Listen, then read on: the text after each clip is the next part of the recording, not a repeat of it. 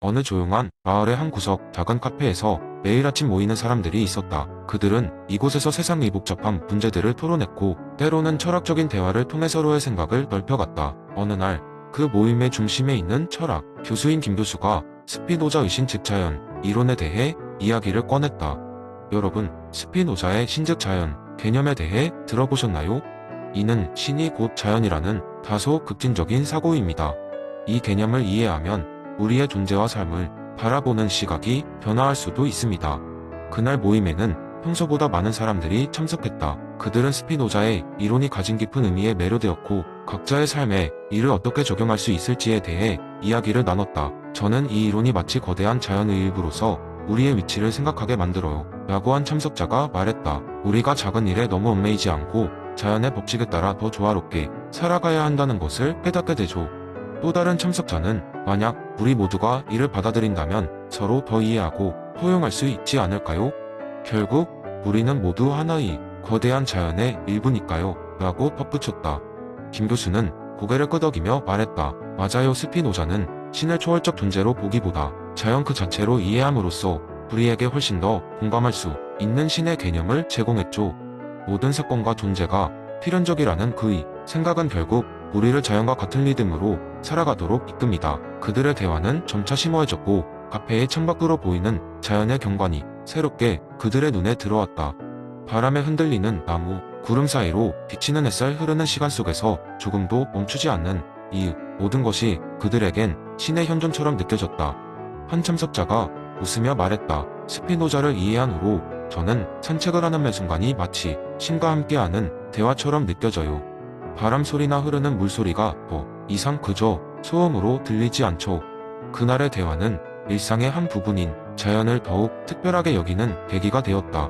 사람들은 이후로도 이 모임을 통해 서로의 경험과 생각을 나누며 자연 속에서 더 큰 의미를 찾기 시작했다. 그리고 그들의 삶은 마치 거대한 호흡의 일부처럼 자연과 조화로운 리듬을 타기 시작했다.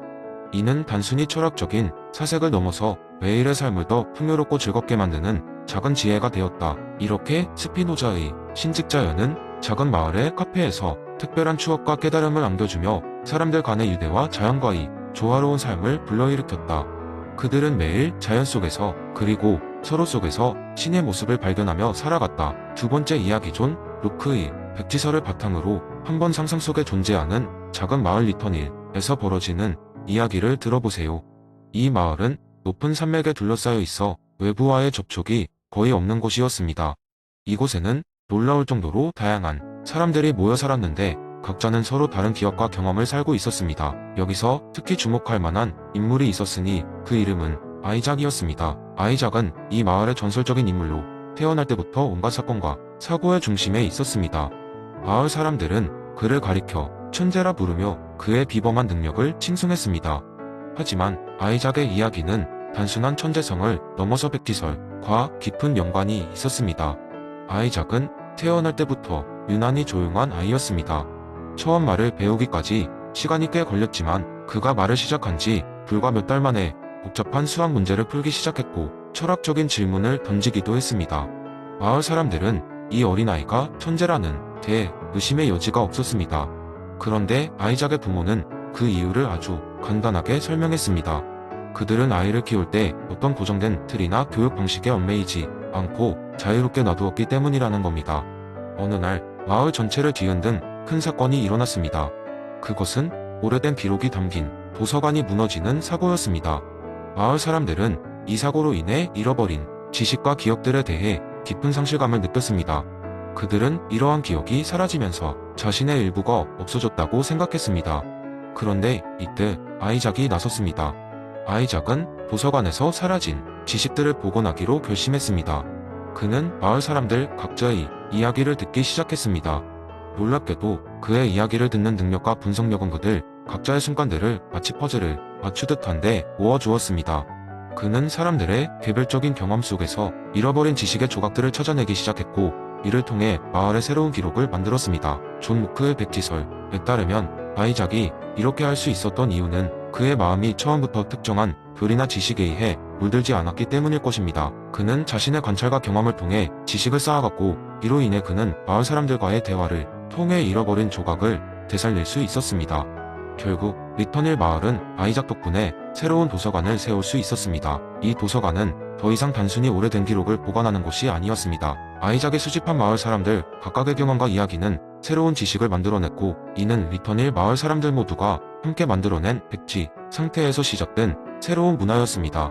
이 이야기는 우리에게 무엇을 말해주고 있을까요? 어쩌면 각자는 태어날 때 백지 상태일지 몰라도 우리 모두가 서로 다른 경험과 이야기를 통해 함께 지식을 만들어간다는 것을 보여줍니다. 아이작과 같은 인물이 아니라도 우리도 일상 속에서 서로의 이야기에 귀 기울인다면 더욱 풍부한 세계를 만들어갈 수 있을 것입니다. 결국 경험은 지식의 참된 근원이며, 각 개인의 경험이 모여 새로운 문화와 지식을 창조할 수 있다는 것을 기억해야겠습니다. 세 번째 이야기, 깊은 산속 작은 마을이 있었습니다. 이 마을은 세상과는 완전히 고립되어 있는데 주민들은 외부와의 교류 없이 수세기 동안 같은 방식으로 살아왔습니다. 사람들은 매일 아침 해가 뜨면 농사를 짓고 소박한 설렘과 함께 단조로운 일상을 반복했습니다. 그들의 삶에서 변화란 단어는 사치스러울 정도로 모든 것은 예견할 수 있었습니다. 마을 사람들은 안전, 과존통을 신성시하며 그들만의 질서를 만들어 살아가고 있었습니다. 그러던 어느 날 예상치 못한 일이 벌어졌습니다. 마을 중앙 광장 한복판에 번쩍이는 빛과 함께 정체불명의 남자가 나타난 것입니다. 그 남자는 벽돌처럼 두꺼운 책을 끼고 있었는데 그의 등장은 마치 다른 시대에서 온 사람처럼 보였습니다. 마을 사람들은 놀라움과 두려움에 휩싸여 거리로 모여들었습니다. 남자는 자신을 방랑 철학자라 소개하며 이름은 알렌이라고 밝혔습니다. 알렌은 마을 사람들에게 사건에 대한 이야기를 시작했습니다. 사건이란 기존의 질서를 뒤흔들고 새로운 가능성을 열어주는 혁명적 순간입니다. 라고 설명하자 마을 사람들은 의아해했습니다. 그들의 질서, 정연한 삶 속에서 사건이란 단어는 낯설고도 이해할 수 없는 것이었습니다. 그러던 중 마을의 젊은 농부인 에밀리가 흥미를 보였습니다. 그녀는 항상 단조로운 일상에 의문을 품어왔고 알렌의 이야기에 귀를 기울였습니다. 에밀리는 알렌에게 어떻게 사건을 경험할 수 있는지 물었습니다. 알렌은 미소 지으며 대답했습니다. 사건은 찾는다고 해서 찾을 수 있는 것이 아닙니다. 그것은 예기치 않게 찾아오죠. 중요한 것은 당신이 그 사건을 진지하게 받아들이고 변화의 길을 선택하는 것입니다. 그 후로 에밀리는 마을 안팎을 누비며 알지 못했던 것들을 탐색하기 시작했습니다. 그녀는 새로운 작물 재배법을 실험하고 마을에서 금기시되던 예술활동을 조직했습니다. 한편 그녀의 변화는 다른 이들에게도 영향을 미쳤습니다. 사람들은 차차 낯선 것들에 호기심을 가지기 시작했고 결국 더 많은 주민이 에밀리의 실험에 동참하게 되었습니다. 에밀리가 주도한 작은 변화들은 그동안 굳건했던 마을의 질서를 바꿔놓기 시작했습니다. 삶의 방식과 사고방식이 서서히 변하면서 마을은 과거와는 다른 활력을 띠게 되었습니다.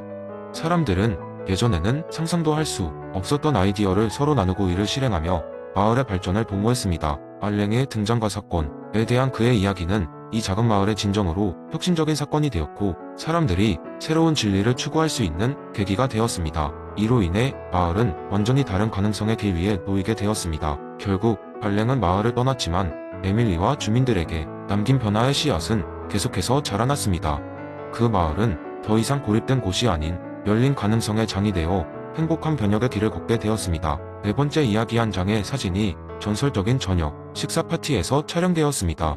사진 속에는 다양한 인물들이 둘러앉아 있었고 각자의 의자 뒤에는 이름표가 붙어 있었습니다. 그날 저녁 테이블에서 벌어졌던 사건을 두고 소문이 꼬리에 꼬리를 물고 이어졌습니다. 바로 파티의 주인공이 테이블에 모인 모든 바나나를 무슨 이유에선지 물에 푼 소금물에 잠시 담갔다가 말랐다는 것입니다. 파티 참석자 중 한 명이었던 제이는 그날 밤의 사건을 기억하며 추후 친구들에게 이 이야기를 맥락 있는 재미난 썰로 풀어냈습니다. 제이는 길버트 하머니 설명의 추론, 개념을 기반으로 하여 사건을 아주 흥미로운 방식으로 해석한 것이었습니다. 저녁 식사 파티에 참석한 사람들 중에는 과학자도 있었고 철학자도 있었으며 심지어 미식가들도 있었습니다. 그런데 이상하게도 파티가 끝난 후에 누구도 그 바나나 맛에 대해 뚜렷한 기억을 가지고 있지 않았다는 것입니다.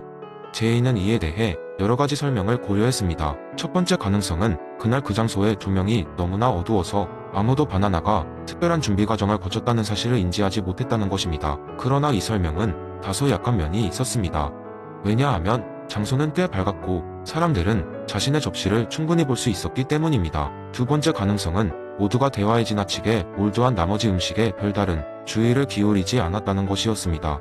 하지만 이 역시 설득력이 부족했습니다. 왜냐하면 그 파티는 미식 파티로 음식 자체도 중요한 관심사였기 때문입니다. 마지막으로 제이는 설명의 추론을 통해 매혹적인 결론을 도출했습니다. 그날 밤 주최자는 바나나를 소금물에 담갔다가 말린 것이 바나나의 단맛을 더욱 풍부하게 하고 신선도를 유지하며 특히 와인과 잘 어울리게 하기 위한 비법이었다는 것입니다. 이것은 미식가들이 사용하는 비법 중 하나였고 주최자는 이를 의도적으로 시도하였다는 것이었습니다. 다만 사람들은 그 미묘한 변화를 알아차리지 못했거나 알고 있었지만 굳이 언급하지 않았다는 것이죠. 결국 제이는 이 썰을 통해 파티에서 무슨 일이 있었든 간에 우리의 인식과 주의를 분산시키는 요소들이 얼마나 많은지를 알게 되었습니다. 그녀는 또한 일상적 상황에서 마주하는 다양한 경험들이 때로는 매우 단순한 진리를 품고 있을 수도 있음을 깨달았습니다. 이 이야기는 하모니, 설명의 추론의 예로 자리매김했으며 사람들이 일상의 현상들을 보다 깊이 있게 바라보도록 하는 데 기여했습니다. 이 썰의 재미는 단순한 추론 이상의 것을 제시하는 데 있었고, 이는 우리가 눈앞에 펼쳐지는 세계를 해석하는 방식을 한층 더 풍부하게 만들어 주었습니다.